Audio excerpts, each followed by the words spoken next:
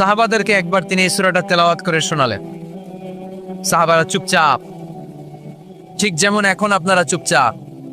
আল্লাহর হাবিব বললেন, ও সাহাবারা, তোমরা তো এই সূরা শুনে চুপ করে বসে আছো, কিন্তু তায়েফের ময়দানে জিনদের কাছে এই সূরাটা আমি তেলাওয়াত করেছিলাম, তারা কিন্তু চুপচাপ বসে থাকে নাই।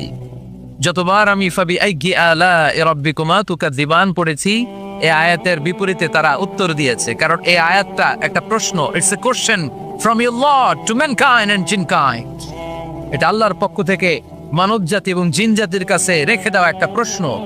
ফাবি আইয়ি আলা'i রাব্বিকুমা তুকাযিবান, আমার কোন নেয়ামতকে অস্বীকার করবি তুই?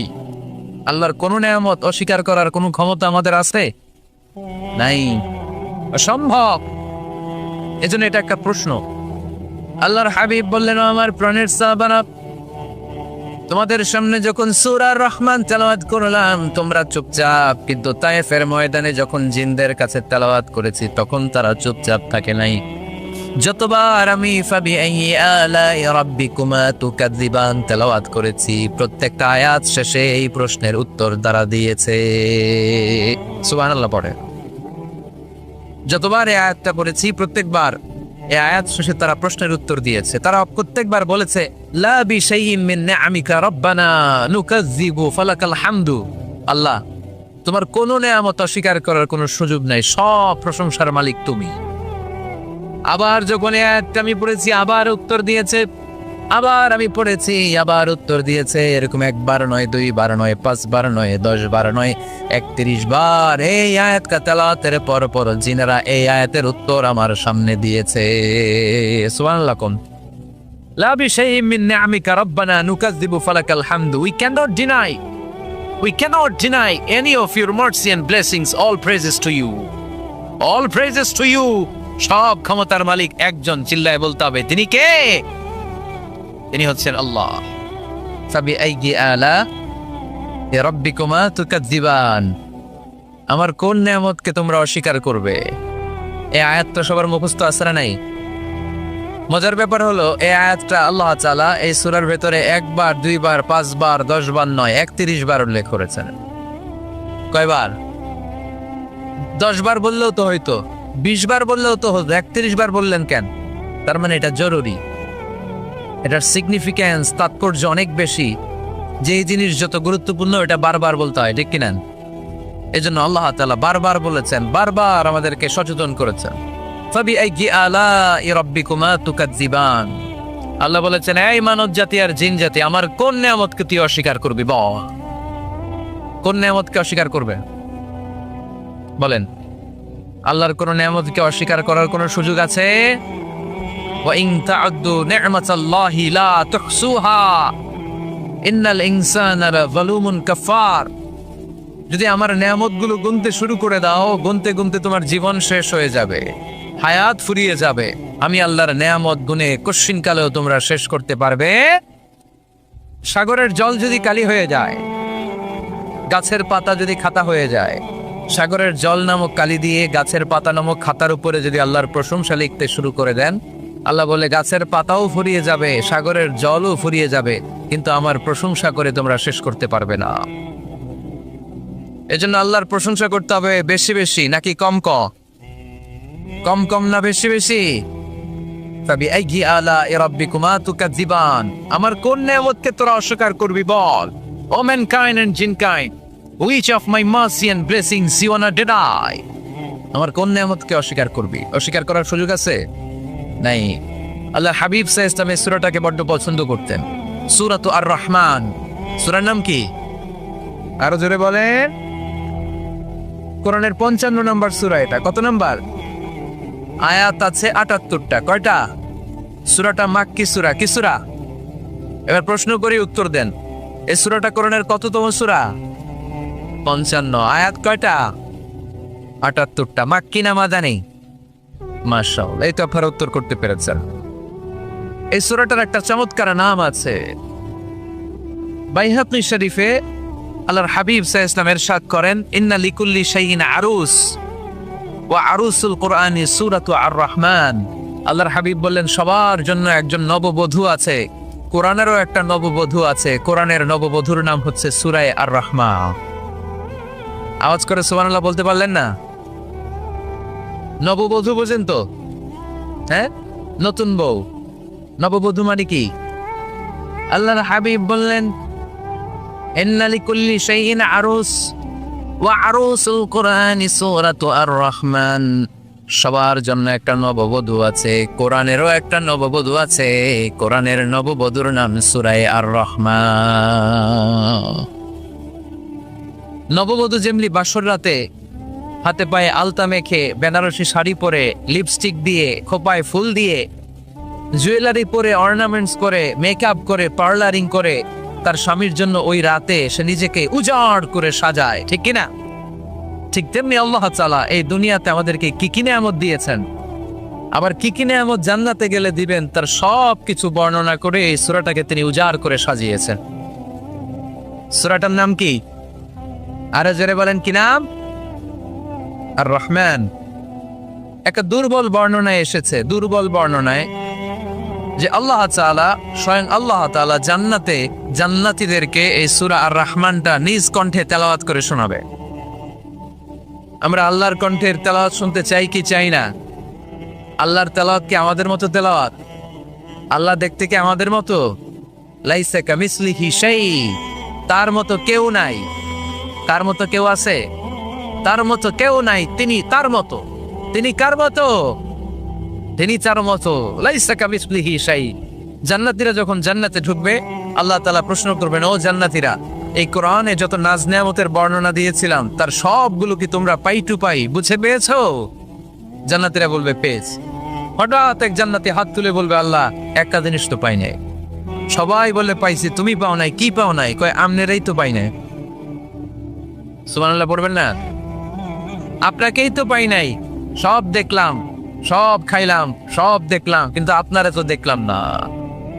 আল্লাহ তাআলা তখন বিশাল জান্নাতের এক কনফারেন্স রুমে সবাইকে বসিয়ে আল্লাহর দিদার মানুষকে দেখাবেন। আল্লাহ তাআলা তার গোপন সৌন্দর্যকে সেদিন জান্নাতীদের সামনে প্রকাশ করে দিবে। আল্লাহর হাবিব বসবেন ওই কনফারেন্স রুমে সবার সামনে। আল্লাহর হাবিবের পেছনে বসবে অন্যান্য নবীরা, তারপরে সোহাদা, সালেহীন, আউলিয়া, সবাই বসবে ওই জান্নাতের কনফারেন্স রুমে। আমরাও যেন বসার জায়গায় পাই, আল্লাহ তুমি তৌফিক দিয়ে দিও।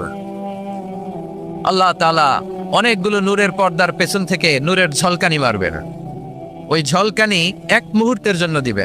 এক মুহূর্ত। কয় মুহূর্ত? 70,000 নূরের পর্দার কথা বলা হয়। এই বর্ণনাটাও দুর্বল। পর্দা আছে, কিন্তু কয় হাজার জানে কে?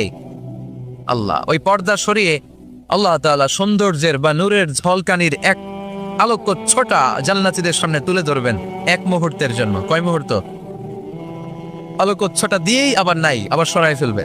ওই এক মুহূর্ত দেখে জান্নাতীরা পাগল হয়ে যাবে, অপলক নেত্রে তাকিয়ে থাকবে। এইভাবে চোখের পলক ফেলবে না, চোখ মেলে তাকিয়ে আছে। কিন্তু সামনে কিন্তু আল্লাহর নূর আর নাই, কারণ ওইটা আসছিল কয় মুহূর্তের জন্য? এক মুহূর্ত পরে নাই। কিন্তু কি যে দেখলাম, কত সুন্দর! কোটি কোটি বছর এরকম অপলক নেত্রে জান্নাতীরা তাকিয়ে থাকবে। ইন্নাল্লাহা জামিলুন ইউহিব্বুল জামাল। আল্লাহ নিজে সুন্দর, সৌন্দর্যকে পছন্দ করেন। আল্লাহর চাইতে সুন্দর কিছু হতে পারে? চিল্লায় বলেন, পারে? পৃথিবী সুন্দর, মানুষ সুন্দর, আসমান সুন্দর, জমিন সুন্দর, সুন্দরে সুন্দরে পাল্লা। জানি না কত সুন্দর তুমি আল্লাহ, জানি না কত সুন্দর তুমি আল্লাহ। সুবহানাল্লাহ পড়েন। আল্লাহ তাআলা তার সৌন্দর্যকে সেদিন জান্নাতীদের সামনে তুলে ধরবে। এই সূরাটা নাজিলের একটা ব্যাকগ্রাউন্ড আছে। আল্লাহর হাবিব সাল্লাল্লাহু আলাইহি সাল্লাম মক্কার জমিনে কাফিরদেরকে দাওয়াত দিতে লাগলেন, আল্লাহর ইবাদত করো, আল্লাহর জিকির করো, আল্লাহর প্রশংসা করো। এরকম দাওয়াত দিতে দিতে কিছুদিন পরে বিষ্ণু ইসলাম বলতে শুরু করলেন, রহমানের ইবাদত করো, রহমানের জিকির করো, রহমানের পায়ে সেজদায় লুটিয়ে পড়ো। তখন কাফেররা প্রশ্ন শুরু করে দিল, মুহাম্মদ, এতদিন বলতা আল্লাহ, এখন কইতেছ রহমানের কথা, আসলে কোনটা? আল্লাহরে তো আমরা চিনি, রহমানরে তো আমরা চিনি না। আল্লাহর দাওয়াত দিচ্ছ, আল্লাহর গুণগান গাইছো, আল্লাহকে আমরা চিনি জানি, কিন্তু রহমানটা আবার কে? সে আবার কবে আসলো, কোত্থেকে আসলো, কবে থেকে আছে, কতদিন থাকবে?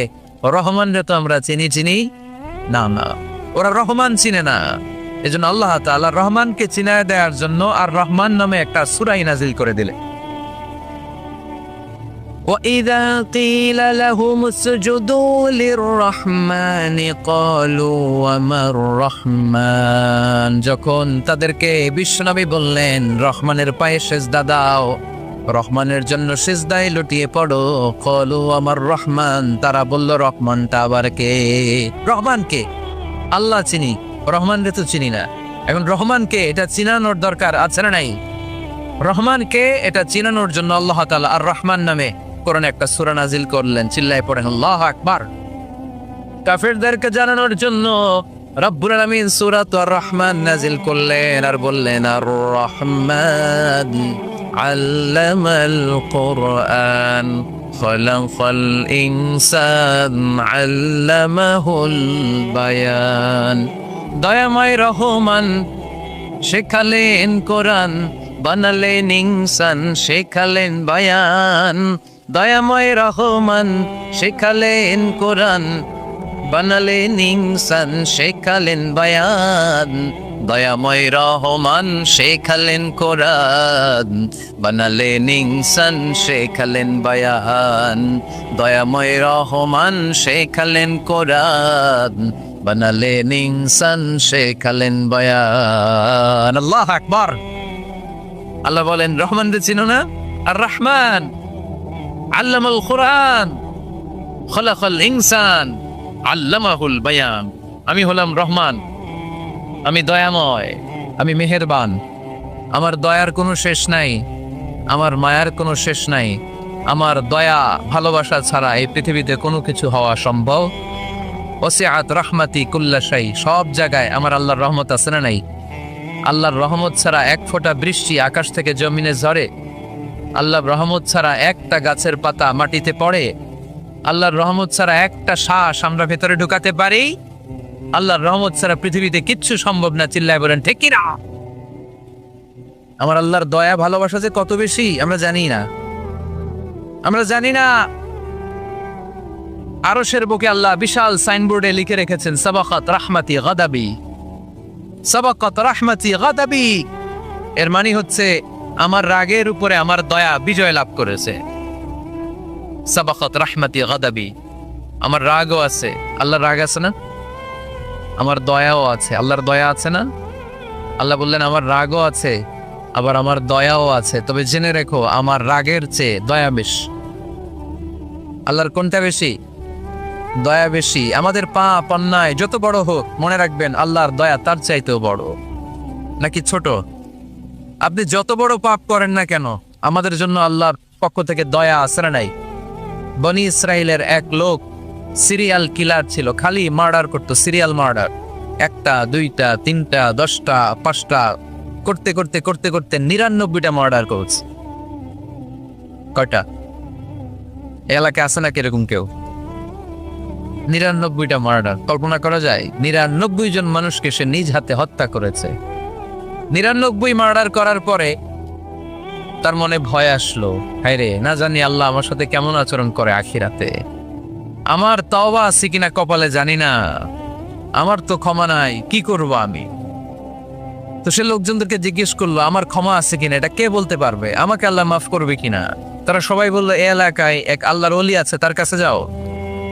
সে আল্লাহর ওলির কাছে যেয়ে বলে, ও আল্লাহর ওলি, আমি 99টা হত্যা করেছি, 99টা মার্ডার, আমার কপালে ক্ষমা আছে কিনা তুমি একটু বলো। আল্লাহর ওলি কই, কি বললা? 99টা মার্ডার? হায় হায় সর্বনাশ, তোর কোনো ক্ষমা নাই। এবার যে মার্ডার করছো কয় আমার যেহেতু ক্ষমা নাই, তোরে বাঁচায় রেখে লাভ কি, তোরেও দিলাম শেষ করে। এবার সেঞ্চুরি করে ফেলাইস। কথা বুঝতেছেন? আমার যেহেতু ক্ষমা নাই, তো তোরে বাঁচায় রেখে কি লাভ, তোরেও শেষ করে দিলাম। এবার সেঞ্চুরি। সেঞ্চুরি করার পরেও ভয় আসছে না নাই অন্তরে? অন্তরে তো আল্লাহর ভয়, কই যাবে? খুঁজতে লাগলো কে সমাধান দিতে পারবে। একজন বললো ওই এলাকায় একজন বড় আলেম আছে, ওই আলেমের কাছে যাও।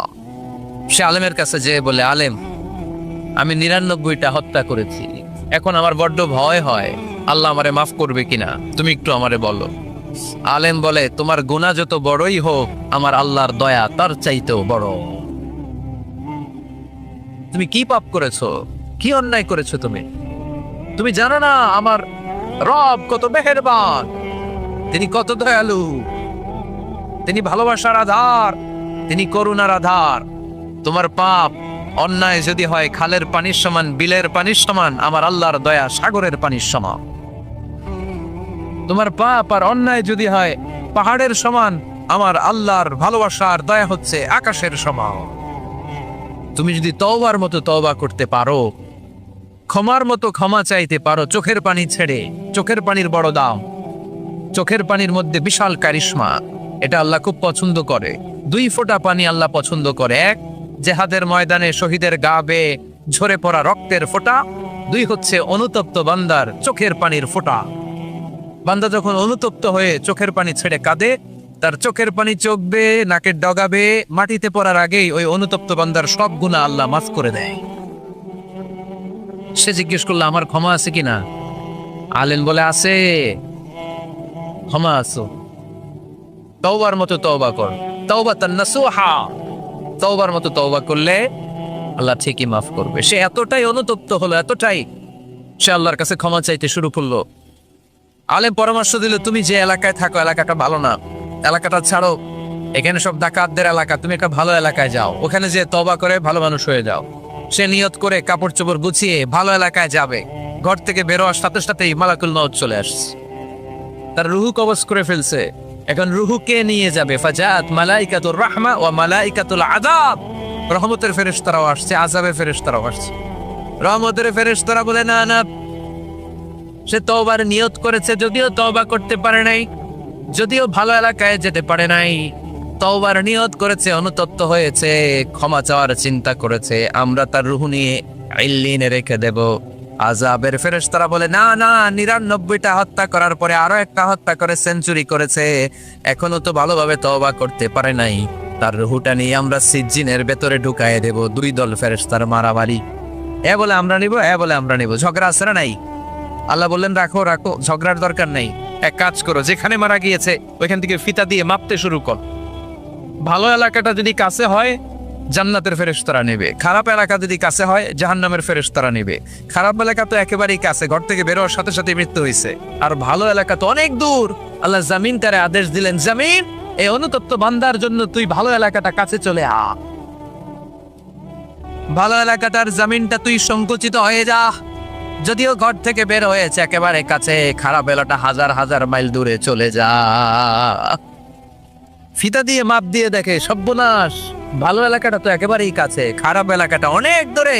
আল্লাহর ফয়সালা অনুযায়ী রহমতের ফেরেশতারা তার রুহুকে নিয়ে জান্নাতের ভেতরে ঢুকিয়ে দিয়েছে। 99টা হত্যা করার পরে আরো একটা হত্যা করে সেঞ্চুরি, 100টা খুন করছে। আপনি কয়টা করছেন? আমি কয়টা করছি?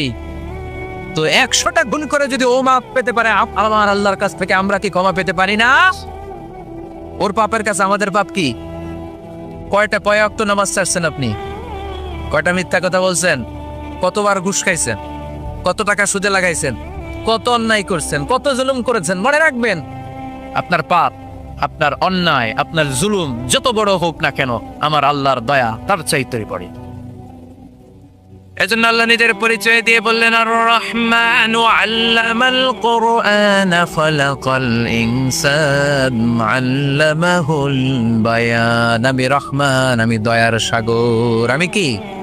আল্লাহ তুমি দয়ার সাগর, রহমানুর রহিম, তোমার দয়ায় পূর্ণ আমার সারা নিশিদিন, তোমার দয়ায় পূর্ণ আমার সারা নিশিদিন। আলহামদুলিল্লাহ পড়ে, তাহলে বুঝতে পারলাম আমার আল্লাহর দয়ার কোনো শেষ আছে? চিল্লায় বলতে হবে আছে। দয়া আর ভালোবাসাকে সৃষ্টি করার পরে আল্লাহ তাআলা 100 টুকরা করলেন। কয়শো টুকরা? সবাই শুনতেছেন? কষ্ট হচ্ছে তো উত্তর দিচ্ছেন না যে? কত টুকরা করলেন? 100। 100 টুকরা করে 99 টুকরা দয়া ভালোবাসা আল্লাহ তাআলা নিজের কাছে রেখে দিলেন, আর 1 টুকরা দয়া আর ভালোবাসা আল্লাহ তাআলা গোটা বিশ্বের সবার মাঝে ভাগ করে দিলেন। আমরা সবাই মিলে পাইছি কয় টুকরা ভালোবাসা? উনি রেখে দিয়েছেন কয় টুকরা? ওই 1 টুকরার কিছু অংশ আমিও তো পাইছি, তাই না? আপনি পেয়েছেন, আমরা সবাই পেয়েছি, গোটা বিশ্বের সবাই, আদম আলাইহিস সালাম থেকে শুরু করে কিয়ামত পর্যন্ত যারা আসবে, এসেছিল এবং এখন আছে, সবাই মিলে কয় টুকরা? ওনার কাছে কয় টুকরা? কিন্তু এই এক টুকরা যে আমরা সবাই ভাগে যোগে পাইলাম, আমাদের ভালোবাসার নমুনা দেখছেন? একজন আর একজনের ভালোবেসে বলে আত্মহত্যা করে ফেলে, আছে না নাই? আছে না? আহা, সালমান শাহ মারা গেছে, এই দেশের কয়েকটা মেয়ে গলায় রশি দিয়ে আত্মহত্যা করছে, শুনছেন? আহা, অমুক সেলিব্রিটির কি হয়েছে, ছাদ থেকে লাফ দিয়ে পরে মাথা ফটায় ফেলছে। ভালোবাসা আছে না নাই? যারে ভালোবাসে তার নাম আবার ছেলেরা হাতের মধ্যে কেটে কেটে লেখে। শরীয়তপুরে এগুলো নাই, আলহামদুলিল্লাহ। হ্যাঁ, প্লাস দিয়ে লেখে, প্লাস। ধরেন আব্দুল্লাহ প্লাস শামিমা, তো এ প্লাস এস, রক্ত দিয়ে লেখে, রক্ত। আমি অবাক হই, নিডেল, সুই, সুই দিয়ে কেটে কেটে লেখে আব্দুল্লাহর এ প্লাস শামিমার এস। কি ভালোবাসা! এক ভাগ ভালোবাসার ছিটে ফোটা সবাই মিলে পাইছে। এইটা ঠেলা যদি এরকম হয়, তাহলে যিনি ৯৯ ভাগ ভালোবাসা রেখে দিয়েছে তার ভালোবাসা বেশি না কম? দেখেন, ছোট্ট বাচ্চাটা রাতে খেতে চায় না, মা যদি বলে খাও, বলে না, খাবো না। আব্বু অফিস থেকে আসুক, আব্বুর কোলে বসে বসে আব্বু আর আমি একসাথে খাবো। এই ছোট্ট বাচ্চাটা কিছু বোঝে না, কিন্তু তারপরও তার বাবার জন্য ভালোবাসা তার হৃদয়ে ঢুকাই দিছে কে? আপনাদের এলাকায় মুরগি পালেন না আপনারা? মুরগি যখন বাচ্চা নিয়ে হাঁটে, দেখবেন মুরগি ছানা ধরা যায় না, ধরতে গেলে মা মুরগিটা কি করে? কামড় দিতে আসে। এই ছোট্ট বাচ্চাগুলোর জন্য মা মুরগিটার হৃদয়ের ভিতরে ভালোবাসা ঢুকাই দিল কে? আহা, আমি পত্রিকাতে এমনও দেখেছি, বন্যায় এক মা পানি খেতে খেতে খেতে খেতে খেতে খেতে মরে গিয়েছে, কিন্তু শিশুটাকে একটা বালতির মধ্যে চাপিয়ে মাথায় তুলে ধরে রেখেছে। মা পানি খেতে খেতে নিজের জীবনকে বিলিয়ে দিয়েছে, কিন্তু বাচ্চাটা মরে নাই। বাচ্চার জন্য কি ভালোবাসা! এই ছোট্ট বাচ্চার জন্য মায়ের হৃদয়ে জান স্যাক্রিফাইসের মতো এই ভালোবাসা ঢুকাই দিল কে? কিছুদিন পরে আবার আসতেছে বিশ্ব ভালোবাসা দিবস। তখন দেখা যাবে ভালোবাসা কারে কয়। মাদারীপুরের কোনো ফুল বাগান আর খুঁজে পাওয়া যাবে না ফুল, ঠিক না? এই শরীয়তপুর এলাকায় নিশ্চয়ই আপনারা শরীয়ত লঙ্ঘন না করে ইসলামকে প্র্যাকটিস করেন, নাকি এইখানেও বিশ্ব ভালোবাসা আছে? হ্যাঁ, আছে তো। শরীয়তপুর না? হ্যাঁ, ওই দিন 14 ফেব্রুয়ারি শরীয়ত যায় কই? এগুলোর সাথে ইসলামের কোনো সম্পর্ক?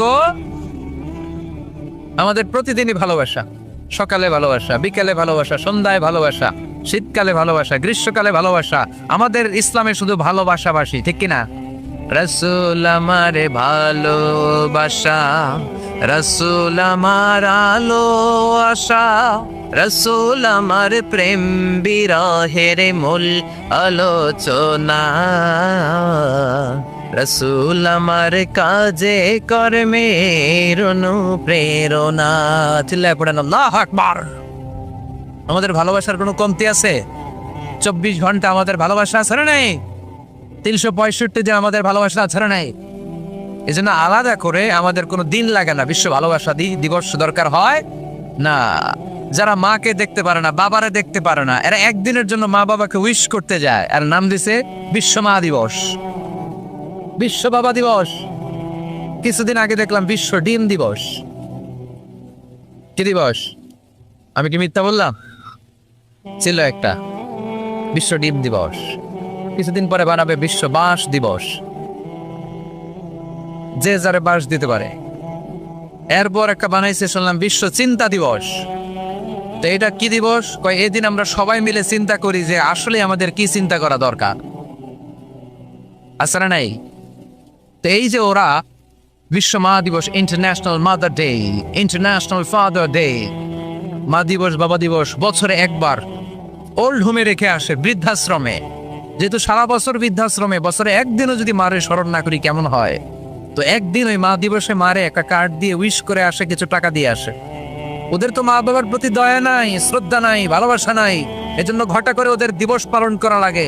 আমাদের 24 ঘন্টা 365 দিনই ভালোবাসা, তাই এই দিবস ফিবসের আমাদের দরকার নাই। চিল্লায় বলেন ঠিক কিনা?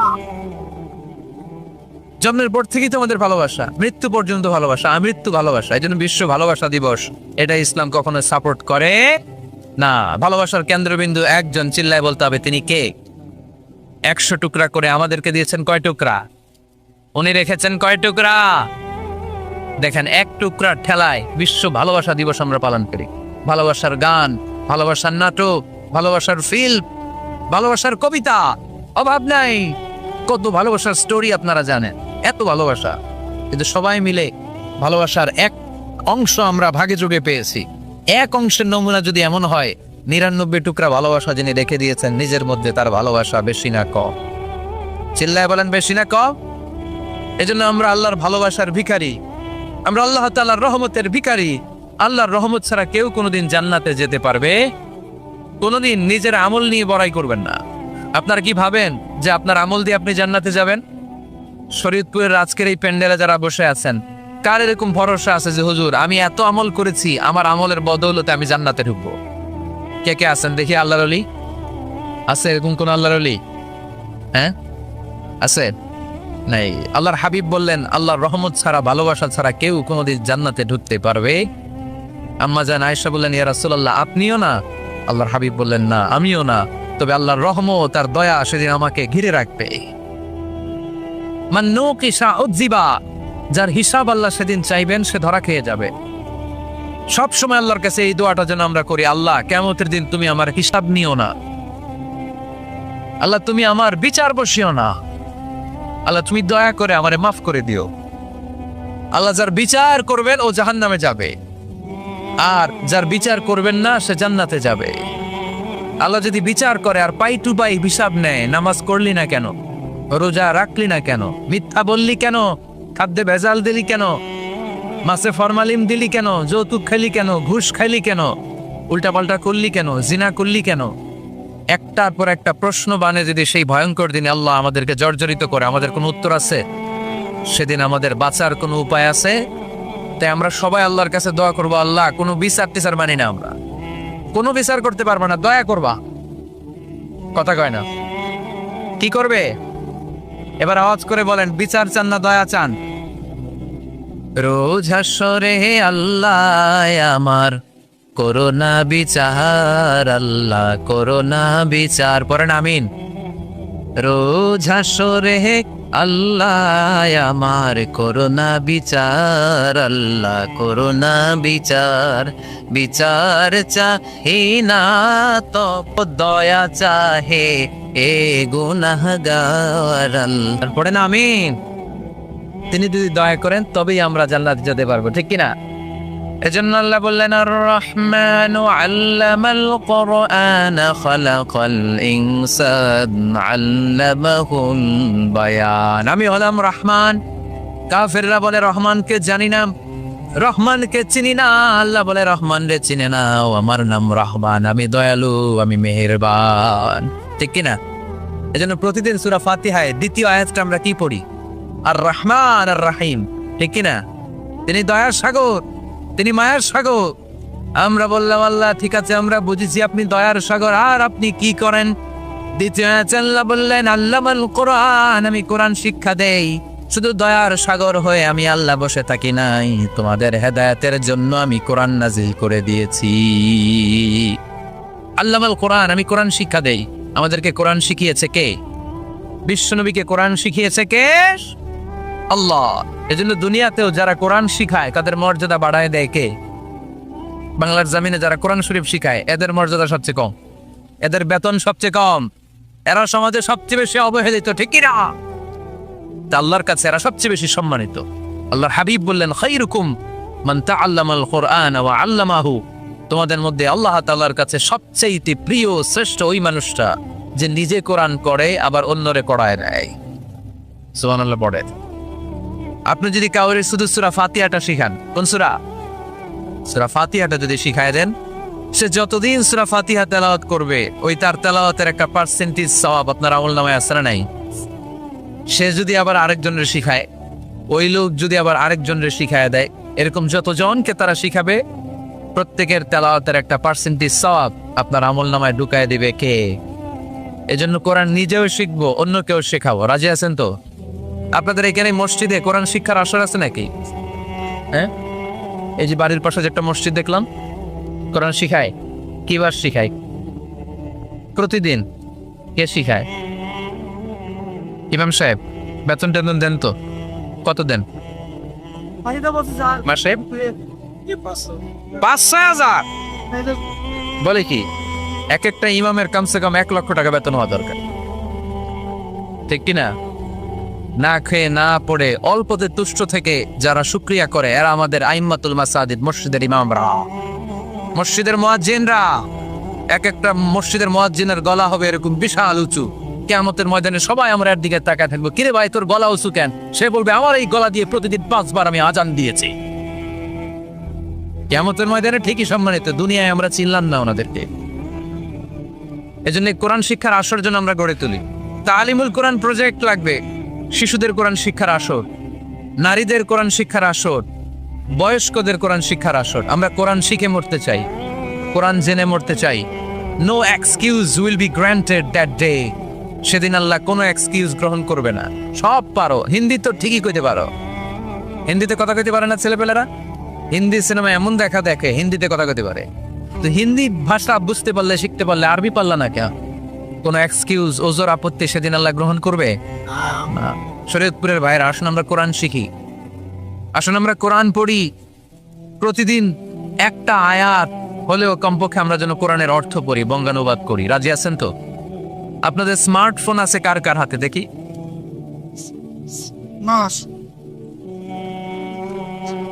আপনারা কি অ্যানালগ?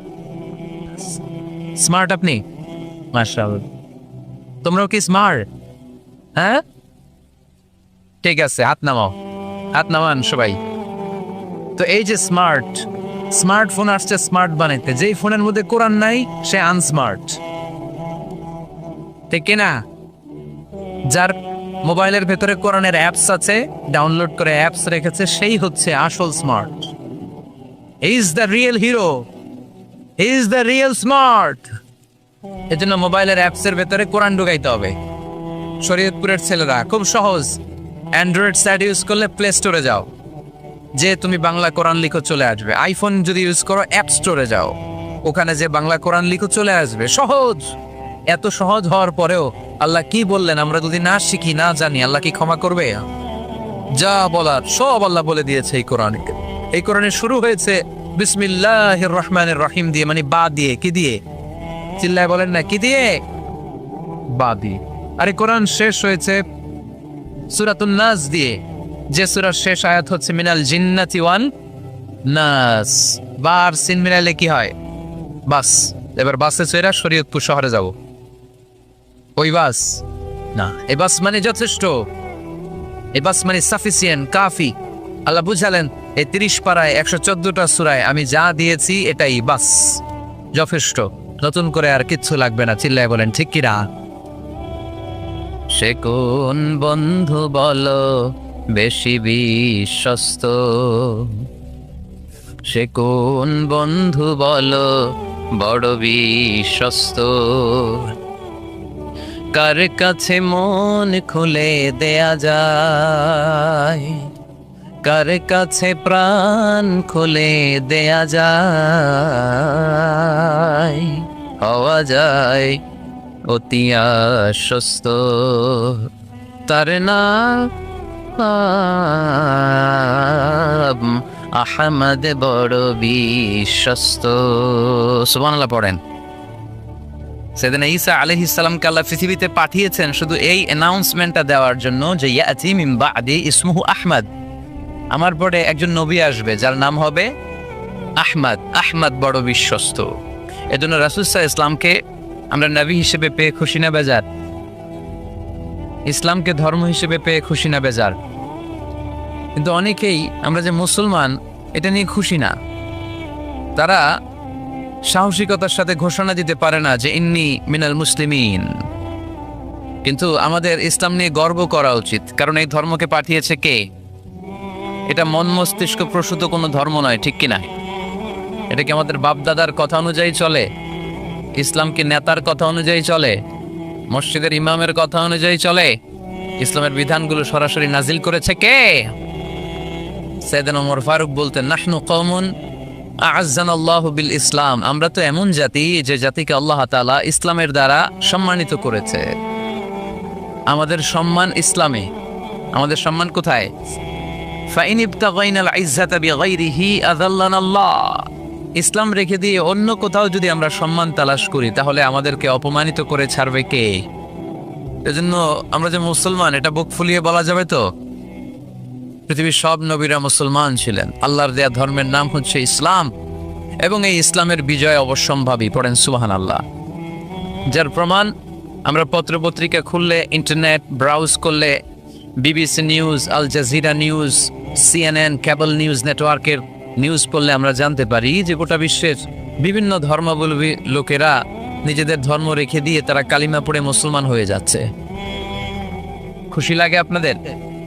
আপনারা কি জানেন যে আমরা ইবাদত করি মসজিদে, খ্রিস্টানরা ইবাদত করে কোথায়? গির্জায়, তাই না? গির্জাকে ইংরেজিতে কি বলে জানেন? চার্চ বলে। তো ইউরোপে এবং আমেরিকাতে যে গির্জাগুলো আছে, এই গির্জাগুলো তারা বিক্রি করতে শুরু করে দিয়েছে। এর কারণ খ্রিস্টানরা তাদের গির্জাগুলোতে ইবাদত করতে যায় না। আমরা তো নামাজ 3 ওয়াক্ত পড়ি, 2 ওয়াক্ত বা 5 ওয়াক্ত, 7 দিনে তো একবার হাজিরা দিতে যাই, ঠিক কিনা? তো ওদের এমন দশা আছে, ওদের গির্জাগুলোতে 1 মাসও যায় না, 6 মাসও একবার যায় না। তো এই গির্জা রাইখা লাভ আছে? লাভ নাই। এই গির্জা ওরা বিক্রি করতে শুরু করেছে। আর ওখানকার মুসলিম কমিউনিটির নেতারা এই সুযোগে এই গির্জাগুলো কম দামি কিনে এটারে মসজিদ বানাইতে শুরু করছে। ইউরোপ আমেরিকাতে আলহামদুলিল্লাহ, আপনারা শুনে খুশি হবেন, ওরা ইসলামিক সেন্টার বলে এগুলোরে। কি বলে? Islamic centre. আমাদের এরকম ইসলামিক সেন্টার করা দরকার, যেখানে দার্স হবে, দার্স, রেগুলার দার্স হবে। এই যে তাফসির মাহফিলগুলো বছরে একবার, গত বছর আসছিলাম এখানে, আবার 1 বছর পরে দেখা, কি শিখলেন কি শিখলেন না, কি বুঝলেন কি বুঝলেন না, আর জানা শোনার সুযোগ হয়েছে নাই। কিন্তু সেন্টার যদি হয়, ওখানে শিশু কিশোরদের আলাদা কোরআন শিক্ষার আসর, আমার বোনদের আলাদা শিক্ষার আসর, বয়স্কদের আলাদা কোরআন শিক্ষার আসর, তারপরে সেখানে হেজামা সেন্টার থাকবে, রুকিয়া সেন্টার থাকবে, তালিম, তাদরিস, তারবিয়ার সব ব্যবস্থাপনা থাকবে। এজন্য সব জায়গায় এরকম সেন্টার থাকার দরকার আছে না নাই?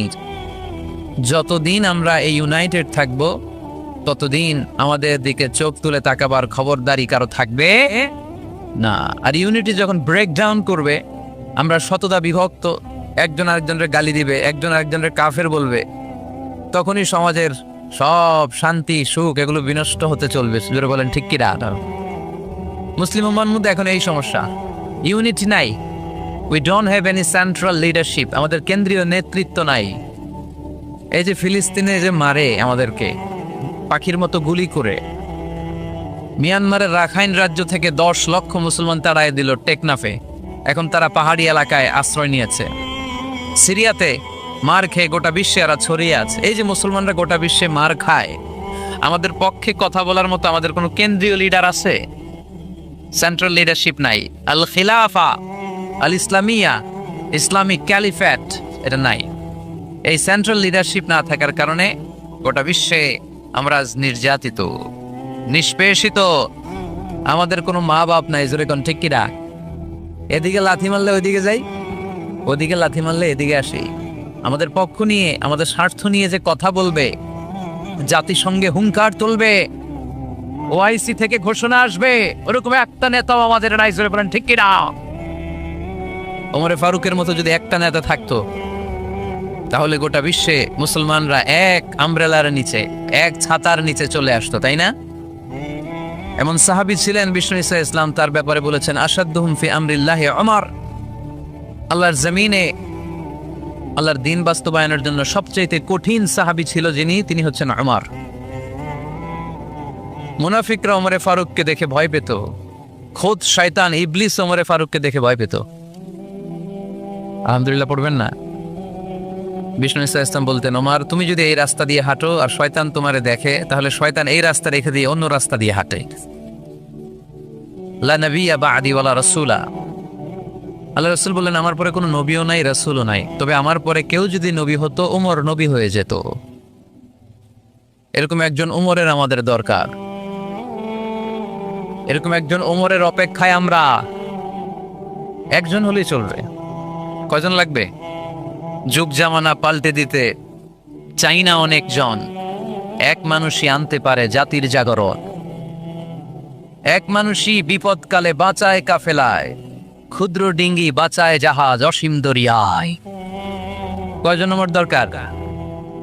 আমরা সেই ওমরের জন্য অপেক্ষা করছি, যার নেতৃত্বে, যেই আল ইমাম আল মাহদি, যার নেতৃত্বে গোটা বিশ্বে শান্তি, সভ্যতা, ভদ্রতা আবার প্রতিষ্ঠিত হবে। এক ছাতার নিচে মুসলমানেরা থাকবে। কেউ কারো ব্যাপারে হৃদয়ে কোনো বিদ্বেষ রাখবে, ঘৃণা রাখবে, কেউ কাউকে গালি দিবে না। এই সুসম্পর্ক, এই ঐক্যের জন্যই ইসলাম। একসাথে উদখুলু ফিস সিলমি কাফা, পরিপূর্ণভাবে সবাই মিলে ইসলামের রশিকে আঁকড়ে ধরো, তাহলেই বরকত দিবে কে? ওমরে ফারুক বলতেন, নাহনু কওমুন আ'আজ্জানাল্লাহু বিল ইসলাম, আমরা তো এমন জাতি যে জাতিকে আল্লাহ তাআলা ইসলাম দিয়ে সম্মানিত করেছে। আমাদের সম্মান ইসলামে। এখন ইসলাম রেখে দিয়ে অন্য জায়গায় সম্মান খুঁজি, এজন্যই লাথি খাই, এজন্যই অপমানিত, এজন্যই নেতৃত্ব শূন্য। জোরে বলেন ঠিক কিনা? গোড়ার দিকে যদি না যাই, মূলের দিকে যদি ফিরে না আসে, আমাদেরকে গালি দেয় মৌলবাদ। মৌলবাদ মানে হচ্ছে যে মূলের দিকে ফিরে আসে, return back to the root. শিখর থেকে, শেকড় থেকে শিখরে। শিখরে যেতে হলে আগে শেকড়ে যেতে হবে। জোরে বলেন ঠিক কিনা? এজন্য ঐক্যের কোনো বিকল্প নাই। আমি আমার আলোচনার শুরুতে এই মেসেজটা আপনাদের কাছে ড্রপ করতে চাই যে আসুন আমরা কাদা ছোড়াছুড়ি ছেড়ে দেই, হিংসা বিদ্বেষ ভুলে যাই, হৃদয়টারে সবার জন্য উজাড় করে দেই। মুমিনদের হৃদয়ে থাকবে সবার জন্য ভালোবাসা। কি থাকবে? আল্লাহ রাসূল সাল্লাল্লাহু আলাইহি ওয়াসাল্লাম মক্কা থেকে যখন মদিনাতে গেলেন, তিনি দেখলেন দলে দলে লোকজন কালিমা পড়ে মুসলমান হচ্ছে। বড় একটা মুসলিম কমিউনিটি গড়ে উঠল। আল্লাহ রাসূল সাল্লাল্লাহু আলাইহি সাল্লাম খেয়াল করে দেখলেন ওখানে শুধু মুসলিম কমিউনিটি নয়, ওখানে জিউস কমিউনিটি আছে, মানে ইহুদি কমিউনিটি। মদিনাতে ইহুদিরাও থাকতো। আবার খেয়াল করে দেখলেন আশেপাশে খ্রিস্টান কমিউনিটিও আছে। তাহলে মোট কয়টা কমিউনিটি হইল? রাসূল সাল্লাল্লাহু আলাইহি সাল্লাম এই তিন দলকে নিয়ে একটা চার্টার করলেন। চার্টার, ইতিহাসে এটা মদিনা চার্টার নামে পরিচিত, মদিনা সনদ। সুবহানাল্লাহ পড়েন। তিন ধর্মের লোক, তিন জাতি একসাথে থাকে, আর আমরা এক বাঙালি এক দেশে থাকতে পারি না। এক দল আরেক দলরে বলে তুমি ভারতপন্থী, ওই দল আরেক দলরে বলে তুমি পাকিস্তানপন্থী। বাংলাদেশপন্থী কেউ হতে চায় না। আমরা কোন পন্থী? জোরে বলতে হবে। দেশের স্বার্থটারে সামনে নিয়ে আসতে হবে। তো সম্মানিত সুধী, রাসূল সাল্লাল্লাহু আলাইহি ওয়াসাল্লাম ইহুদিদের সাথে বসেছেন। মদিনা চার্টারে যদি তিন ধর্মের লোক থাকে, মানে Muslim community, Jews community and the Christian community যদি থাকে, তার মানে মদিনা সনদের মধ্যে স্বাক্ষর করেছিল তিন কমিউনিটির নেতারা। ইহুদিরাও ছিল, খ্রিস্টানরাও ছিল। তো আল্লাহ রাসূল সাল্লাল্লাহু আলাইহি ওয়াসাল্লাম ইহুদিদের সাথে বসেছেন, চুক্তি করেছেন 10 বছরের লম্বা সময়ের। খ্রিস্টানদের সাথে চুক্তি করেছেন। রাসূল সাল্লাল্লাহু আলাইহি ওয়াসাল্লাম খ্রিস্টানের সাথে বসতে পারে, ইহুদির সাথে বসে সনদ তৈরি করতে পারে, মদিনার সনদ। কিন্তু আমরা মুসলমানের সাথে বসতে পারি, একজন আরেকজনের ছায়া দেখতে পারে না। হিংসা, বিদ্বেষ, জেলাসি, অহংকার, ঠিক কিনা? লা ইয়াদখুলুল জান্নাতা মান কানা ফি কলবিহি হাববাতু খারদাল মিনাল কিবর, যার অন্তরে যাররা পরিমাণ অহংকার থাকে সে কোশ্চিনকালেও আল্লাহর জান্নাতে প্রবেশ করতে পারবে না। আমরা যেন এই অহংকার থেকে মুক্ত হতে পারি, আমরা যেন ব্রড মাইন্ডেড হতে পারি, আমরা যেন ভিন্ন মতের লোকদেরকে রেসপেক্ট করতে পারি, ভিন্ন মতকেও যেন আমরা সহ্য করতে পারি। আমাদের দেশে এত কাদা ছোড়াছুড়ি, এত মারামারি কেন জানেন? আমরা ভিন্ন মতকে দমন করতে চাই, ভিন্ন মতকে আমরা স্পেস দিতে চাই না, ফলেই এত ঠেলাঠেলি। এজন্য মতামত বিভিন্ন থাকবে। This is the beauty of Islam, unity in diversity. Unity in diversity, ঐক্য হবে বৈচিত্র্যের মাঝে। আমাদেরকে ঐক্য খুঁজতে হবে। এক একজন এক এক চেহারা। এই তুমি কালা হইলা কেন, তুমি খাটো হইলা কেন, তুমি লম্বু কেন, এরকম বললে চলবে? এই মেয়ে তুমি বিএনপি করো কেন, তুমি জামাত ইসলাম করো কেন, সব আমলিগ হয়ে যাও, বলা যাবে? তুমি এই পিসাবের মুরিদ কেন, আমি যে পিসাবের মুরিদ হইছি ওইখানে আসো না কেন, বলা যাবে? না। Unity in diversity. রাসূল সাল্লাল্লাহু আলাইহি ওয়াসাল্লাম ইহুদিদেরকে স্পেস দিয়েছেন, খ্রিস্টানদেরকে স্পেস দিয়েছেন। মনে রাখতে হবে, ঐক্য প্রক্রিয়ার নাম হচ্ছে, এটা এমন একটা প্রক্রিয়া যেখানে সবাই একই চিন্তা চেতনা পোষণ করবে এমনটা নয়, বরং এক একজনের এক এক চিন্তা, কিন্তু মৌলিক বিষয়ে সবাই এক। ইউনিটি ইন ডাইভার্সিটি, বৈচিত্র্যের মাঝে আমাদের ঐক্য খুঁজতে হবে। প্রিয় ভাইরা, কথা বুঝতে পেরেছেন? আপনারা কি ঐক্যের পক্ষে না বিপক্ষে? আমরা যেন ঐক্যবদ্ধ হতে পারি, আল্লাহ তুমি তৌফিক দান করো। আমরা যেন হিংসা বিদ্বেষ ভুলে যে ইসলামের কল্যাণে কাজ করতে পারি, তুমি তৌফিক দান করো। আরো জোরে পড়ি আমিন। লক্ষ্মীপুর দৌলত খাঁ বাড়ির যুব সমাজের উদ্যোগে আজকের 2 দিন ব্যাপী তাফসীরুল কোরআনের মাহফিলের সমাপনী রজনী। আজকের প্রোগ্রামের সম্মানিত সভাপতি হচ্ছেন অধ্যক্ষ গোলাম সারোয়ার সাইদি পীর সাহেব, আড়াইবাড়ি দরবার শরীফ, আমার প্রিয় নানা ভাই। উনি ফোন করে বললেন যে আসবেন প্রোগ্রামে আর কি, তো আসতেছেন আমার সাথে দেখা করার জন্য। অনেকদিন দেখা হয় না, মাঝখানে মালয়েশিয়াতে গিয়েছিলেন। 2 নানা নাতি মিলে ঘুরছি অনেক জায়গায়। মালয়েশিয়ার এক মন্ত্রণালয়ে আমরা অনেক ঘুরলাম, অনেকের সাথে আমরা মিটিং করলাম। তো হঠাৎ করে শুনলাম এখন স্টেজে ওঠার আগে নানা ভাই অসুস্থ হয়ে গেছেন, শ্বাসকষ্ট হচ্ছে, আসার কথা ছিল, এখন হসপিটালে যাবেন। তো আমরা আমার প্রিয় নানা ভাইয়ের জন্য সবাই মিলে আজকের প্রোগ্রাম থেকে দোয়া করি, আল্লাহ তাআলা যেন শিফায়ে কামেলা আজেলা নাসিব করে, খুব দ্রুত সুস্থ হয়ে আবার যেন দাওয়াতি কাজে মনোনিবেশ করতে পারে, আল্লাহ তৌফিক দান করুক।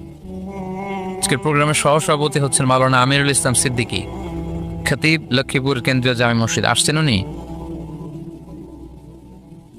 আচ্ছা, আপনি। প্রধান অতিথি জনাব অ্যাডভোকেট রাশেদুল কাউসার ভূঁইয়া জীবন, চেয়ারম্যান উপজেলা পরিষদ। আসছে? বিশেষ কাজে ঢাকা আছে। বিশেষ কাজে ঢাকা। বিশেষ অতিথি জনাব ইখতিয়ার আলম রনি, সাধারণ সম্পাদক বাংলাদেশ আওয়ামী লীগ, 9 নং কায়েমপুর ইউনিয়ন শাখা। আসছে? মাশাআল্লাহ। তারপর আপনাদের এখানে আইন মন্ত্রী আপনাদের পাশের গ্রামে, ওনার লোকেরা এসে দেখা করলো, আমি সালামও বললাম। ওনার আম্মা খুব অসুস্থ, ওনার আম্মা অসুস্থ, দোয়া চেয়েছে, আমরা দোয়া করি ওনার আম্মাকে আল্লাহ তাআলা সুস্থতা দান করুন। সম্মানিত ভাইরা, আমরা আর কথা না বাড়িয়ে সরাসরি আলোচনায় চলে যাই। আমি আপনাদের খেদমতে পবিত্র কালামুল্লাহ মাজিদের সূরাত আলে ইমরানের 133 নম্বর আয়াত তেলাওয়াত করেছি। সূরাটার নাম হচ্ছে সূরাত আলে ইমরান, ইমরানের বংশধর। ইমরান কে ছিল আপনারা জানেন? মারিয়াম আলাইহিস সালামের পিতা, ঈসা আলাইহিস সালামের নানা। সুবহানাল্লাহ পড়বেন না? ওনাদের ফ্যামিলিটা আল্লাহ তাআলার কাছে এতটাই পছন্দনীয় ছিল যে এই ফ্যামিলির নামে আল্লাহ কোরআনে একটা সূরাই দিয়ে দিলেন, আলে ইমরান। আরবিতে পরিবার বা ফ্যামিলি, এটা বোঝানোর জন্য আরবিতে 2টা শব্দ ব্যবহার হয়, এক হচ্ছে আহাল আর একটা আল। আহাল এটা সম্মানিতদের ক্ষেত্রেও হয়, আবার সাধারণ মানুষদের ক্ষেত্রেও হয়। যেমন রাসূল সাল্লাল্লাহু আলাইহি ওয়াসাল্লামের পরিবারবর্গ, ওনারা অনেক সম্মানিতা, অনেক সম্মানিত। তো আল্লাহ রাসূল সাল্লাল্লাহু আলাইহি ওয়াসাল্লামের পরিবারের ক্ষেত্রে বলা হয় আহলে বাইত। আবার আমার পরিবার, আপনার পরিবার, আমাদের পরিবার বা স্ত্রী, এটা বোঝাতেও আরবিতে আহল শব্দটা ব্যবহৃত হয়। কিন্তু আল শব্দটা সাধারণ কোনো ফ্যামিলির ক্ষেত্রে আল্লাহ ব্যবহার করেন নাই। ভালো হোক বা খারাপ হোক, সম্ভ্রান্ত হওয়া লাগবে, ডিগনিফাইড এন্ড প্রেস্টিজিয়াস ফ্যামিলি হওয়া লাগবে। ডিগনিফাইড ফ্যামিলির যদি হয়,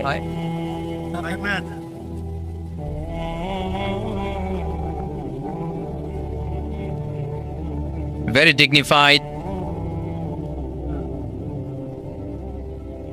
and prestigious family যদি হয়, হয়েছে তো ঠিক হয়ে গেছে। বসো বসো বসে যাও।